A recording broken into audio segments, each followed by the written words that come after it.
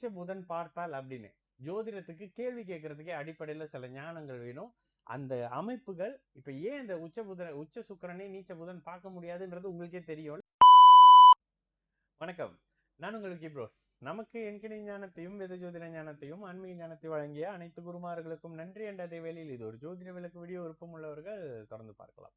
நமது Vicky pros astrology social மீடியாவை follow பண்ணியிருக்கக்கூடிய அனைத்து தோழர்களுக்கும் நமது நன்றிகள். ஒரு கேள்வி.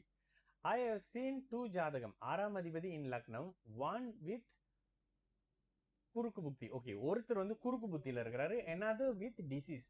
How we can differentiate either the person will disease or will குறுக்கு புத்தி? ஓகே, என்ன சொல்றீங்க?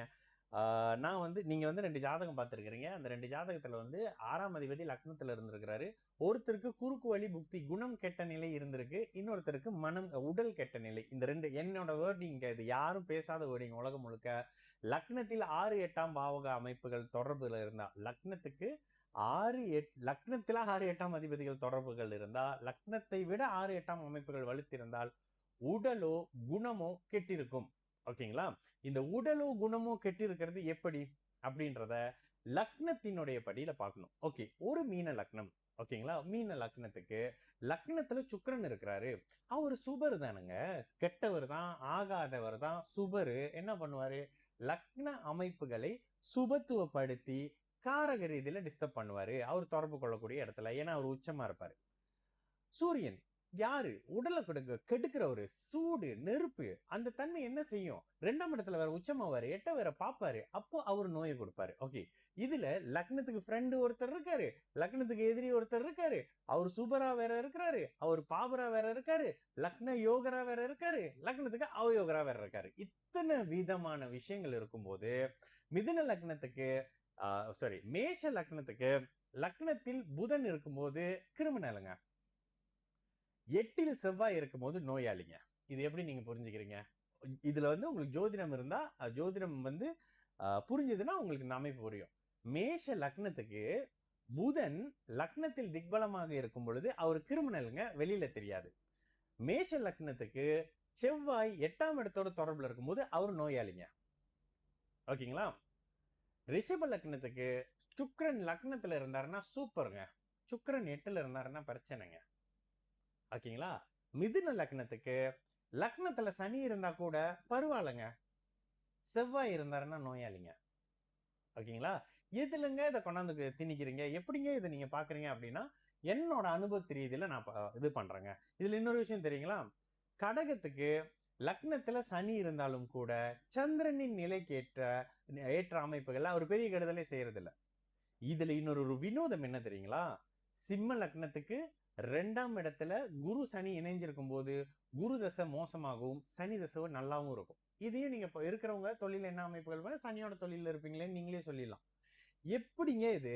இங்க நீங்க கத்துக்கிட்ட சில விஷயங்களை தாண்டி உங்களுக்கு ஒண்ணு கொடுத்துருப்பாருல கடவுள், அது அந்த இடத்துல செயல்படும்.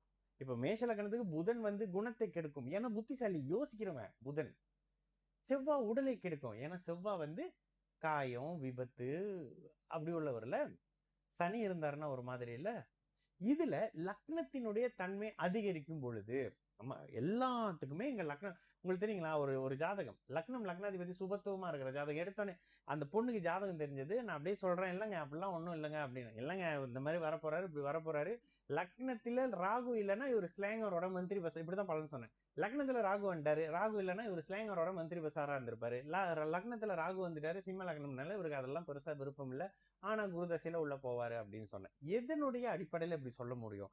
எதனுடைய அடிப்படையில 0ல இருக்கிற ஒருத்தருக்கு பெரிய ப்ராஜெக்ட் இதை போய் பண்ணுங்க கண் மூடிக்கிட்டு அப்படின்னு சொல்ல முடியும்? எதனுடைய அடிப்படையில நல்லா இருக்கிறது அதெல்லாம் பண்ணாதீங்க சரியா வராதுன்னு எங்க உங்களால சொல்ல முடியும்னா, நீங்க சில விஷயம் சில பேர்கிட்ட பேசியிருப்பீங்க, அதனுடைய ஃபீட்பேக் சில பேர் இப்படி கொடுப்பாங்க, அதுல பலன் தவறி இருக்கும். இப்ப எனக்கெல்லாம் எடுத்த உடனே பெர்ஃபெக்டா வந்துருச்சுன்னு சொல்ல மாட்டேன். நான் ஒரு அளவுக்கு ஒரு 80% சொல்லும் போது அவங்க ஒரு 20% சொன்ன விஷயத்தை வச்சுதான் ஆரம்ப காலத்துல பலன் இருந்தது. இப்பதானே எடுத்தோடனே இப்படி இருக்கிறீங்களா அப்படி இருக்கிறீங்களான்னு அசத்துறதெல்லாம் இப்போ எப்ப ஒரு 4 வருஷம் அனுபவத்துக்கு பிறகு. அந்த முந்தைய அமைப்புகள்ல ஒரு போய் ஜாதகம் கேட்டா ஜாதகம் கேட்டதுக்கே ஏசினவங்க எல்லாம் இருக்கிறாங்க, அந்த மாதிரிலாம் இருந்திருக்கு. அப்ப அதெல்லாம் ஒரு நிலைப்பாட்டை மாறி உங்களுக்கு சில விஷயங்கள் உங்களோட புதனுடைய ஐயா சொல்லுவார்ல, உங்களுடைய ஜாதகத்துல புதனுக்கு எந்த அளவுக்கு வலிமை இருக்கு, உங்களுக்கு எந்த அளவுக்கு புரிதல் இருக்குன்றத வச்சுதான் அப்படின்ற மாதிரி. அப்போ அந்த புதனுடைய தன்மை அமைப்புகள்ல தான் இதுல எல்லாம் சில விஷயம் இருக்கும். இதுல சுபத்துவமாக இருக்கக்கூடிய 6ஆம் அதிபதினா அவருடைய வழிகள்ல அந்த அமைப்புகள்ல இதை கொடுப்பாரு, வருமானத்தை கொடுப்பாரு. பாபத்துவமாக இருந்தால் கெட்ட அமைப்புகளை உங்களுக்கு கொடுத்து உங்களை கஷ்டப்படுத்துவார். இதை விட இன்னும் சுருக்கமா ஒரு வார்த்தை சொல்லவா? சுபத்துவம் சந்தோஷமா இருக்கிறீங்க, சம்பாதிக்கிறீங்க. பாபத்துவம் கஷ்டப்படுறீங்க, அழுகுறீங்க. இவ்வளவு தாங்க ஜோசியம். ஓகேங்களா? இதுக்கு உங்களுக்கு தானு புரியும். எனக்கு தெரியும். சில பேருக்கு சில கேள்வி எல்லாம் கேட்கிறவங்களுக்கு சில அமைப்புகளை பார்க்கும்போது நமக்கே தெரியும். எப்படிங்க இப்படிலாம் கேள்வி கேட்கறீங்க அப்படின்னு நானே சொல்வேன். இந்த உங்களுடைய கேள்வியை பொறுத்து உங்களோட நிலைப்பாடு அப்படின்ற மாதிரி இருக்கும்ல. அதுல ஒரு 4-5 பேர் இருக்கிறீங்க. உங்களோட கேள்வி எல்லாம் யூனிக்காவும், கேட்கக்கூடிய கேள்வியே தரமாவும் இருக்கும். என்னால மறக்கவே முடியாது. ஒரு கேள்வி என்கிட்ட வந்தது. உச்ச சுக்கிரனை நீச்ச புதன் பார்த்தால் அப்படின்னு. ஜோதிடத்துக்கு கேள்வி கேட்கறதுக்கே அடிப்படையில சில ஞானங்கள் வேணும். அந்த அமைப்புகள் இப்ப ஏன் இந்த உச்ச சுக்கிரனை நீச்ச புதன் பார்க்க முடியாதுன்றது உங்களுக்கே தெரியும்ல. இந்த அமைப்புகளை சில பேர் கேள்வியா வந்து கேட்கும் போதே நமக்கு தெரியும். ஓ, இவங்களோட லெவல் இதுதான். உங்களுடைய கேள்வியிலே சில விஷயம் இருக்கும். இதுலதான் இந்த 2 விஷயத்தை கம்பேர் பண்ணும்போது தான் தனேஸ்வரி ஜோதிடத்துல யாரு அப்படின்றத உங்களால உணர்ந்துக்க முடியும். எப்படி ஒரு விஷயத்த கடவுள் கொடுத்திருக்காரு பாரு நமக்கு அப்படின்னு. ஓகேங்களா? இதை புரிஞ்சுக்கிட்டீங்கன்னா தனீஸ்வரி தான் பெஸ்ட் அடுத்தது. ஓகே, நானும் விக்கி ப்ரோஸ். நல்லது நடக்கும். எல்லோரும் நல்லா இருப்போம். வணக்கம்.